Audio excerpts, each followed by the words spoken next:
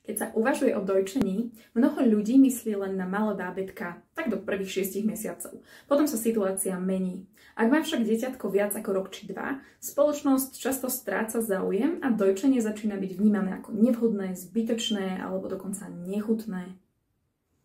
Štúdie potvrdzujú, že dlhodobo dojčiace ženy často čelia spoločenskému nepochopeniu a stigmatizácii. Ľudia neváhajú uvažovať o tom, že dojčenie nie je dobré pre duševný vývin detí, že sa pri dlhodobom dojčení nevyvíja správny imunitný systém, alebo že ženy dojčia pre seba a dojčenie väčším deťom vnúcujú a bránia im sa tak osamostatniť.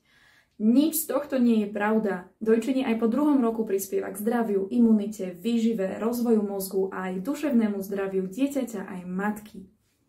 Ak je pre spoločnosť dojčenie priorita, tak bude chápať, že dojčenie detí väčších ako 2 roky je spoločenská a biologická norma, nie kuriozita. Bude podporovať dojčenie počas celého obdobia dojčenia. Bude vnímať dojčenie ako dôležité nielen pre malé bábätká, ale aj deti, ktoré už jedia jedlo. Bude povzbudzovať ženy, že to, čo pri dojčení väčších detí robia, je dôležité. Ak je pre spoločnosť dojčenie priorita, tak nebude spochybňovať vhodnosť dojčenia väčších detí. Nebude vytvárať tlak na odstavenie.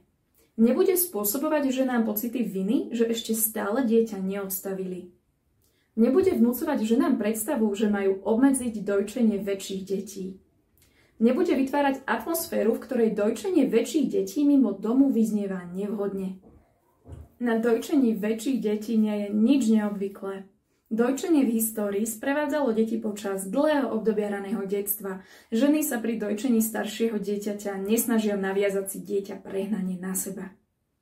Ak spoločnosť skutočne vníma dojčenie ako prioritu, potom podporí dlhodobé dojčenie celkovo. Tým pádom bude odstavenie vnímať ako postupný proces, na ktorý netreba tlačiť ani ho regulovať. A namiesto odsudzovania poskytne informácie, pochopenie a priestor pre matky aj väčšie dojčené deti. Pretože dojčenie stojí za to.